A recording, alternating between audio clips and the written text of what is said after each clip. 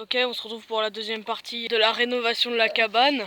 Du coup, je vais laisser cet homme vous expliquer ce qu'on va faire. Bonjour, je suis un punk des années 80. Nous allons donc faire un garage à vélo. Nous allons aussi faire le porte-bâche. Et nous allons aussi faire un constat. Nous allons aussi continuer les aménagements divers et variés.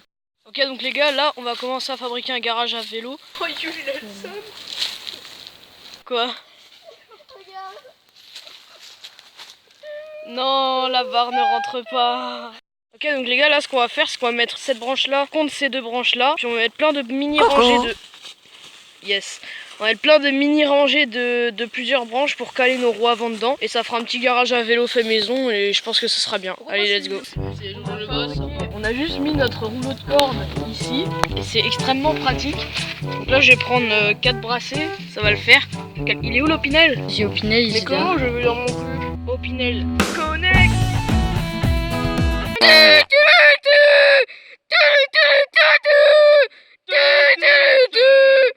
Ok, on va commencer le brelage, donc comme vous l'avez vu dans la précédente vidéo. Yes. Ah mec, j'en ai dans la bouche mec, c'est l'eau que j'ai mangé la dernière fois.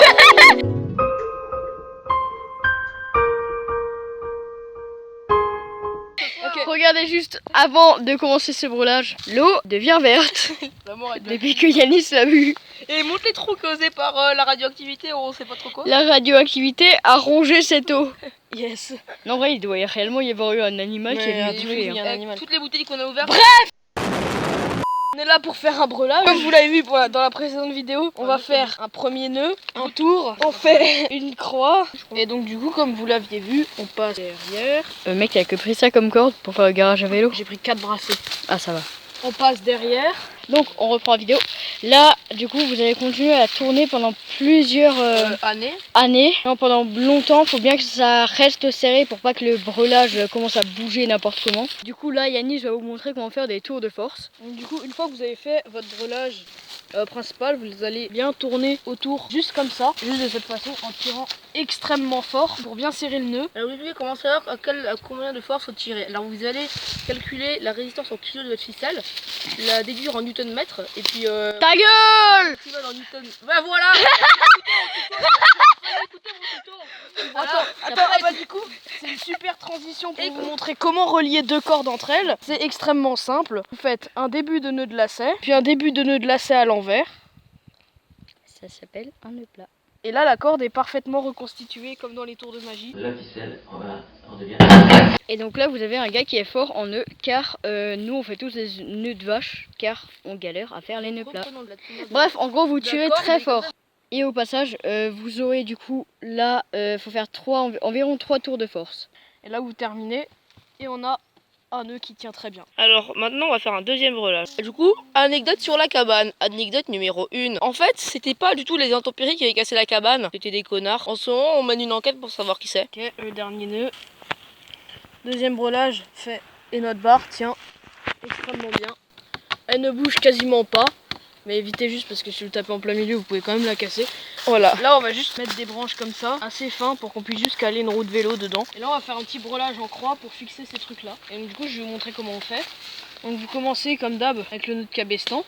Donc, vous laissez de la marge. Vous faites comme d'habitude la croix et vous passez au centre et vous serrez tout en laissant une petite marge pour faire le nœud de la fin. Et là, vous allez passer en diagonale, revenir dans la diagonale, vous ramenez la corde de l'autre côté, puis vous passez contre la branche, puis vous descendez et vous passez dans la diagonale. Et vous répétez ça, tel pour le brelage. Et vous répétez ça plein de fois et après on fera des tours de force. Ok, donc là du coup on fait les tours de force. Donc vous passez juste comme d'habitude autour de la branche. Et comme d'habitude, faut bien serrer.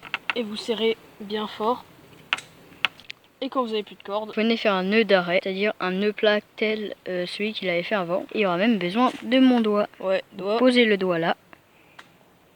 Il fait le nœud dans l'autre sens et j'enlève mon doigt. Et là, ça tient bien. Ok, du coup on va faire ça pour... On va répéter ça pour cette branche. De là, on va mettre plutôt là, les deux là et deux autres derrière. Comme ça on pourra mettre un vélo là, là, là et là. Comme ça, vu que la branche elle est petite, on peut quand même en caler 4 sans aucun problème.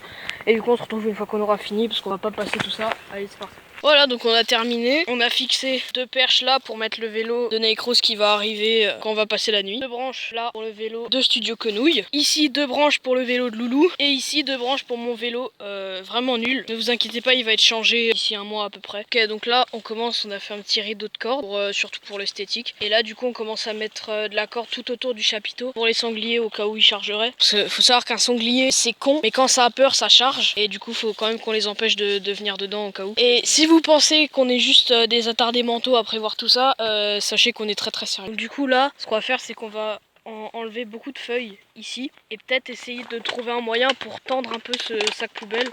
Genre je sais pas, le fixer comme ça là pour que ce soit plus simple. Mais tout ça, là tout ce qu'on fait on a quasiment terminé. Tout ce qui reste c'est juste ramener des bâches, mais ça faudra le faire le jour même. On ramènera des bâches le jour où on dormira dedans. Et voilà, là tout ce qu'on fait c'est que des petits gadgets pratiques, mais il n'y a rien de vraiment utile qu'on est censé faire là. Donc du coup on va déblayer, c'est parti.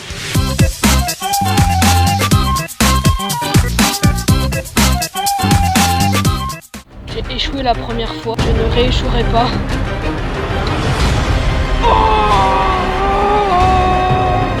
On est en train de faire les chiottes, je vous explique juste le principe. Il y aura cette perche là de ce côté de l'arbre et cette perche là de ce côté de l'arbre qui seront tendues là. Et on s'assoit entre les deux et on chie dans ce trou. C'est totalement simple et du coup bah là je vais aider les autres gars, je vais arrêter de filmer. Ok les gars, donc du coup c'était un petit peu plus simple que prévu. On a juste mis une perche mais du coup ça suffit largement. Le principe, on se met de cette manière, c'est hyper casse-gueule mais ça tient. Ben, on est juste au-dessus du trou et on dépose notre commission et puis voilà. Ce sera sûrement pas utilisé parce qu'on va passer qu'une nuit, pas si grave que ça, c'est juste au cas où parce qu'on n'a pas le droit, enfin je crois qu'on n'a pas le droit de chier comme ça et de laisser ça. Du coup faut qu'on fasse un trou et qu'on le rebouche une fois qu'on a fini. Même si on n'a pas le droit, qui va venir chercher notre merde? Ouais mais... Et sur les analyses ADN. On sait jamais.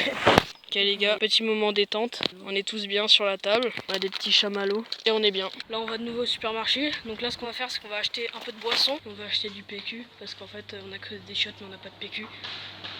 Du coup bah, let's go, c'est parti. Les gars, donc on n'a pas trouvé de pack de PQ par 1 vu qu'on a besoin que 1 pour une nuit, qu'on a pris par 6 mais du coup ouais, c'est un peu relou. Et là du coup on va prendre un peu de thé glacé. Je monte des marques, flemme de flouter, mais sachez que je fais aucun placement de produit, hein, même si cela va de soi, c'est logique. Ouais, et les gars, c'est totalement une énorme blague. En fait, si vous voulez, on n'avait pas assez d'argent. Il y a Studio Quenouille, il nous a donné que 7 €. Parce que là, on est parti juste avec Loulou, on est juste partis nous deux chercher de la bouffe pendant que Monsieur Quenouille fabrique un espèce de frigo bizarre. Du coup, il nous a laissé que 7 € et nous, on s'est un peu emballé, on a pris trop de trucs. Et du coup il y avait un énorme malaise, il y avait des gens, ils attendaient derrière nous et tout. C'était assez perturbant. Du coup bah c'est bon, on s'est excusé et là du coup on revient à la cabane et on va fabriquer d'autres trucs, c'est parti. Ok les gars, donc du coup là on a terminé toute la rénovation pour aujourd'hui, mais demain on va revenir, on va faire quelques petits détails mais ça on s'en fout. Mais de toute façon je mettrai pas en ligne tous les trucs à la con qu'on va faire, je vous ferai directement un petit topo sur le lieu du camp le jour où on va dormir. Donc du coup là je vais vous faire un petit tour des nouveautés qui se sont passées depuis la partie 1, c'est parti. Bonjour à tous. Aujourd'hui on va faire un round tour de notre cabane. Alors vous arrivez, vous avez votre petit vélo. Quel est votre réflexe? De poser dans le petit porte-vélo que nous avons aménagé. Vous pouvez même l'ajuster, regardez, on peut ouvrir plus ou ouvrir moins. Là du coup on a tous les petits vélos. Maintenant on est dans la forêt. Donc on a un minimum de petites jambes, donc on entre avec notre petite porte. Oh là. Maintenant, imaginez-vous, on se fait attaquer par un petit sanglier dans cette forêt. Le sanglier est immédiatement retenu par ses villes. Et si jamais, on lui caillasse la gueule. Regardez un exemple par ici. Un exemple, oh non, c'est un sanglier qui ne peut pas traverser. Maintenant, Sauf que s'il a un peu de pluie, il peut pas nous montrer, mais... on s'en bat les couilles. Maintenant, nous avons aussi un petit porte-sac, porte-casque. Ça sert pour tout. Tout, là on a tous les sacs, on a tous les casques. Après on avance un peu plus, ici on a une petite table avec notre bouteille d'Ice aussi, notre téléphone, notre ticket de caisse. Ici on a un petit banc pour pouvoir s'asseoir.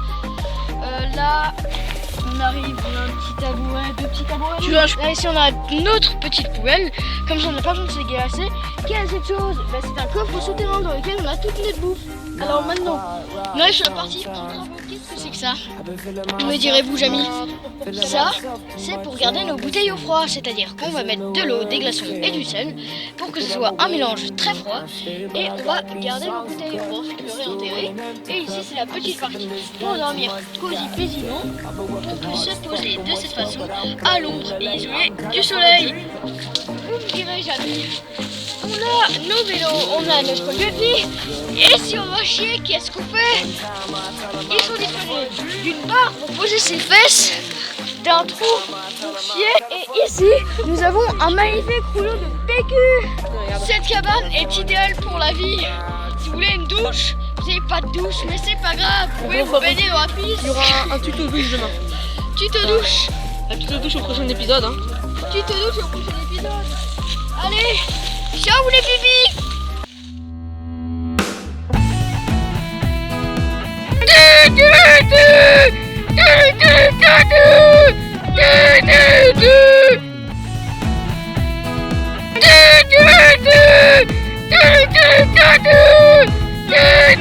Do